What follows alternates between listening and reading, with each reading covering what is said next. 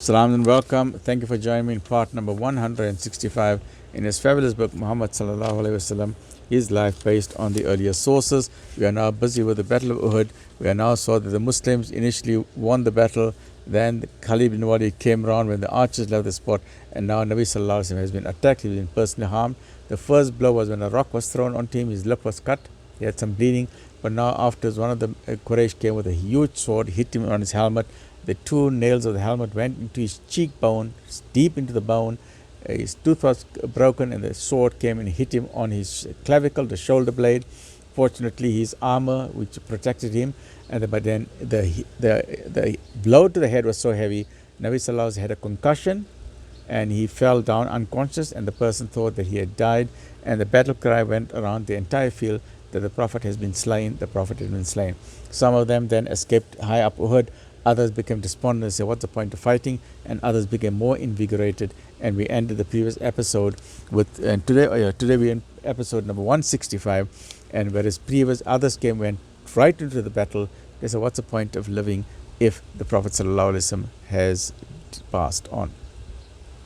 So as to the believers who now sought refuge on the higher ground above the plain, withdrawal was made easier for them because most of the enemy felt that the battle was now over, and they too slackened their efforts. So when they saw that the Muslims were now going up the mountain of Uhud, the Quraysh did not really have the vigor to now continue the battle. They said, we don't want to chase them up this mountain.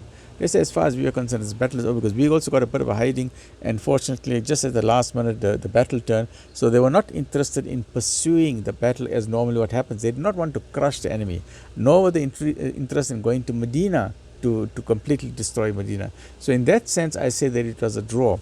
The way that I see it, although some of the ulama says that it is a loss, and some of the ulama say no, it is a victory. Some of the ulama say no, it is a draw. The way I see it, and the way, in a very simple terms, let us say you have a soccer match. You have 45 minutes half time, 45 minutes, 90 minutes, right? So here's the score, here's the Muslims, and here's the pagan Quraysh, right? This is the way that I see it. Very simple, in simple terms. In the initial stage of the battle, the first stage of the battle, 45 minutes and 90 minutes, the Muslims scored 3 goals, and the pagans had 0. So the score was 3-0, 3 goals for the Muslims, 0 for the pagans. Then at the end, when the final whistle blew, the 40 archers came running down. Muslims started collecting the booty. What they forgot was the extra time. So they forgot the extra time, right at the end. So in the extra time, when Khalid bin Walid came around, he then scored 3 goals. So in the extra time, he scored 3 goals. So at the end of the day, initially the Muslims scored 3-0, they were winning. But then because they forgot about extra time, they started celebrating too early. Then Khalid bin Walid and the others, they also scored 3 goals. But then at the end of the day, it was 3-3, and that's why I say that it was a draw, it was not a defeat. Had it been a complete defeat, then the Quraysh would have continued with the battle, but they did not stay around long. They just stayed a little bit to mutilate the body of Hamza, and they ran back to Makkah. They wouldn't have ran back if they were victorious. They would have stayed there. They would have made sure they would have climbed the mountain of Uhud. They would have gone into Medina. They would have destroyed the Muslims, which they did not do. And famously, after this battle, Nabi Sallallahu Alaihi Wasallam then collected all the people of Uhud, the soldiers that were still left alive, and he started chasing them all the way back to Makkah.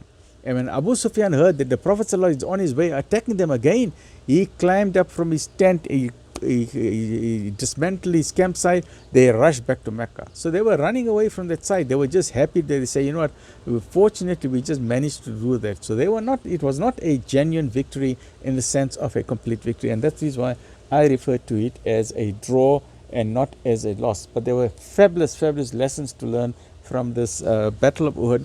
But we are not yet finished, so we're still in the thick of the battle, and let's continue where the Prophet ﷺ has now been injured, and the Muslims are now climbing at the top of the Mount Uhud, and they are not, the Quraysh are not really happy to go all the way up to the mountain as well, and they deciding that, you know what, the war is over, the battle is over, let's count our losses and let's call it quits. We don't want things to go sour on our side, right? So as to the believers who now sought refuge on the higher ground above the plain, Withdrawal was made easier for them because most of the enemy felt, these Quraysh, they felt that the battle was now over and they did not want to really chase him up the mountain of Uhud. The dead had not yet been counted, but it was evident that they had amply avenged those who had died at Badr. So the Quraysh was amply happy that 70 of our people died at Badr, and more or less we've killed about 70 of the Muslims here in this battle. So they say 70 for 70, and they were happy with that. And now by killing the man who had been the sole cause of all their strife, they had surely put an end to the new religion and virtually re-established the old order of things. So they were happy. They say, we've killed them. The Prophet ﷺ is killed. We've achieved our objective. The war is now over. Let's get along with it. This thing is over and done. The main target of our focus was the Prophet ﷺ, and now he's laying dead there in the battlefield, right? So that's what their thinking was. The sudden relaxing of effort on the part of the Quraysh was no way more apparent than amongst those who had half surrendered the little group of some 20 men who were acting as bodyguard to the Prophet ﷺ.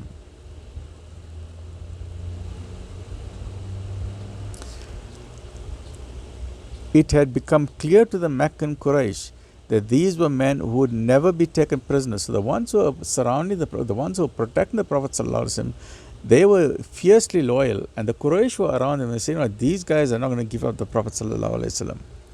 Who would never be taken prisoner and who in fight to the death would certainly deal death to the others. So their better course, they say the wiser option would be, now that their main purpose had been achieved, was to live and let live, and rather let's celebrate the victory. He said, these ones who are close to the Prophet ﷺ, they are still fierce. They say, we got our lives still, let's just rather call it a day. The Prophet ﷺ had almost immediately recovered consciousness. Although he was unconscious for a while, the concussion, he regained his consciousness again. And when the enemy had withdrawn, he rose to his feet and motioning to his companions to follow him, he led them towards the entrance of a glen which seemed to offer the easiest ascent to a point of safety from which they could watch over the movement of the enemy. So as soon as the Prophet ﷺ recovered, he quickly found a small space there, and he went around the corner to try and climb up a little high up the mountain of Uhud, where he could once again observe the entire scene to see what is going on. So look at the intelligence, and even though he had a concussion, he went up the mountain of Uhud and he started looking at a point of strategy, because he wants to keep letting the information get to his brain. He's still a strategic thinker. He wants to now see what is the layout of the land, what is going on. So he told his close companions, let's go. Let's see what is going on, because now we need to now plan strategically what is going on, right? So he motioned to his companions to follow him. He led them towards the entrance of a glen which seemed to offer the easiest ascent to a point of safety up the mountain of Uhud, from where they could watch the movement of the enemy. But he was now in great pain from his cheek. But now this pain was really affecting him. His helmet, remember, the two spikes was in his cheekbone. It is not in the soft part. The soft part, you can take it out.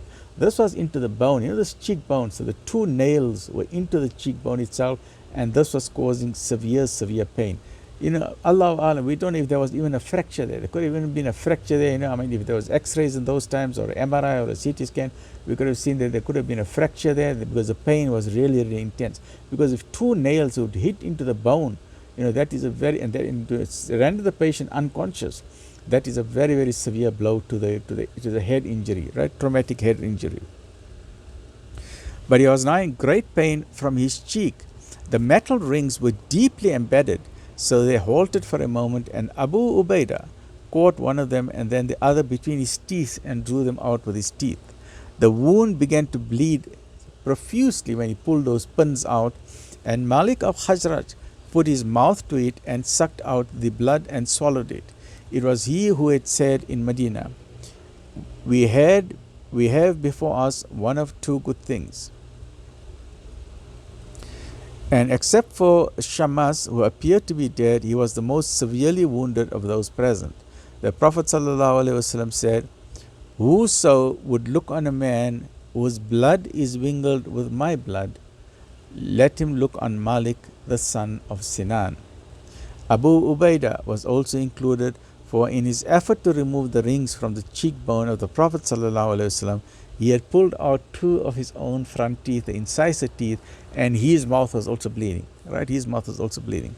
The Prophet ﷺ said to them, Whose blood has touched my blood, for him the fire cannot touch that person. Subhanallah, look at that. As the small party moved up the glen, they were seen by some of those who had already taken refuge on Uhud. So as Nabi Sallallahu Alaihi Wasallam is climbing up, there were other Muslims who were already high up on the mountain, and they saw Nabi Sallallahu Alaihi Wasallam slowly climbing up with some of his companions. And they then came down from the high position to meet Nabi Sallallahu Alaihi Wasallam. So now they started congregating around the Prophet. Now they said, okay, now we got a point of meeting. Right? So now initially it was scattered. So then when they saw the Prophet ﷺ, they became invigorated. So as they saw him climbing up, they all came running down around him. So now the Muslims started gathering around the Prophet ﷺ, and they came down to meet them. Ka'b ibn Malik, who was ahead of the others, and he was surprised to see a man whose stature and bearing were exactly like those of the Prophet ﷺ, albeit that his gait was slower. Then as he drew near, Ka'b saw the incomparable and unmistakable brightness of the eyes through the eye holes of the visor, and he turned and shouted to those behind him, because now Ka'b said, I know this. He could not recognize the helmet there, but he said, I know this. And as he came close, he saw it was Nabi Sallallahu Alaihi Wasallam, and he started shouting out, O Muslims, be of good cheer. O Muslims, be of good cheer, be happy. This is Nabi Sallallahu Alaihi Wasallam. Ya Rasulullah is alive. And he started shouting it, and his voice started echoing all over the mountain of Uhud, and it was then heard further away up front as well. The Prophet Sallallahu Alaihi Wasallam told him to be quiet. He told him to be quiet, because part of strategy, be quiet. We need to observe what's going on at the moment. Let them think I'm dead. Be quiet. The Prophet Sallallahu Alaihi Wasallam motioned him to be silent, but he did not shout the good news again, but it spread from mouth to mouth, and men came hurrying to reassure themselves that it was true.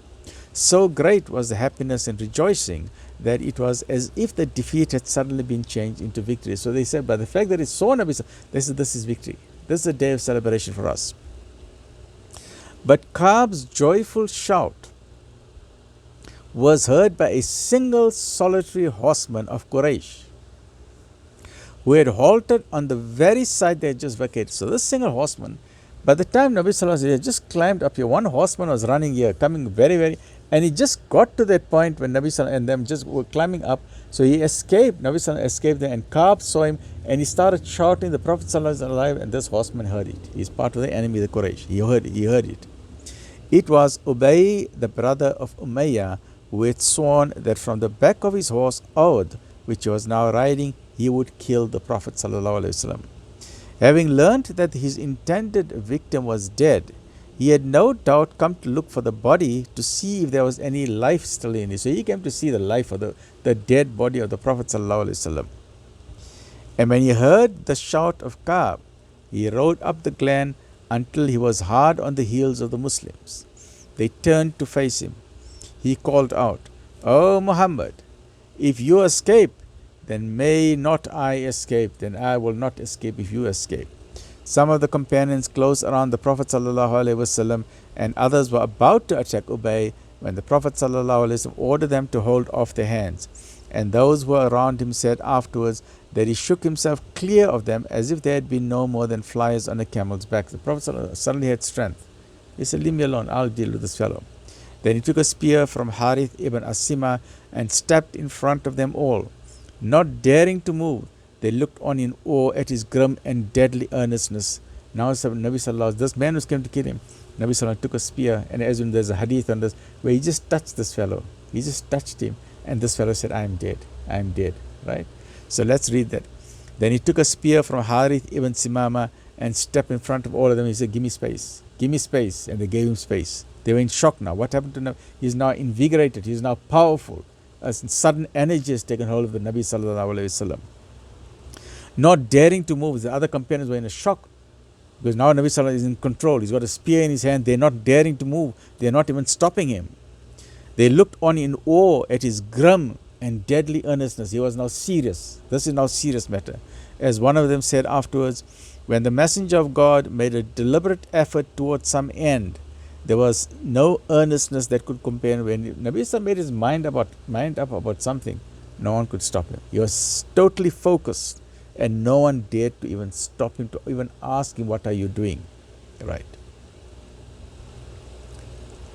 Ubay approached with now this man, this Quraysh, this long approached with his drawn sword, but before he could strike a blow, the Prophet ﷺ had thrust him in the neck.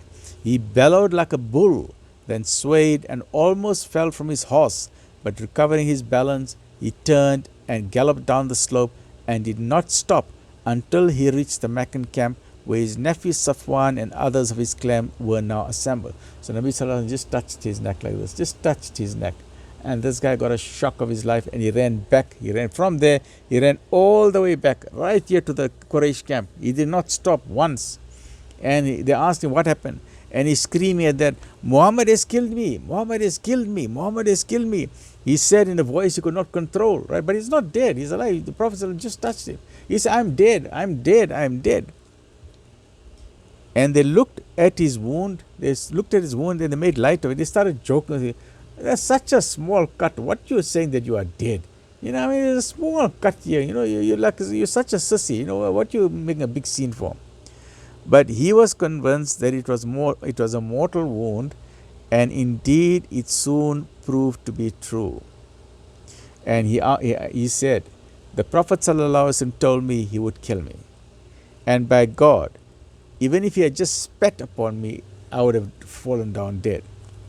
So was Muhammad not dead after all? They began to wonder. So now the Quraysh now began to wonder. This man came panicking, running here to say that Muhammad has killed him. So what's happened? Is he alive? What's going on? And he started to ask questions. But Ubay was clearly beside himself, and in any case, it was easy to mistake one helmeted man for another. So they probably thought this guy has made a mistake. You know, as far as we were concerned, Muhammad is dead. The war is over. The fight is over. Everything's over.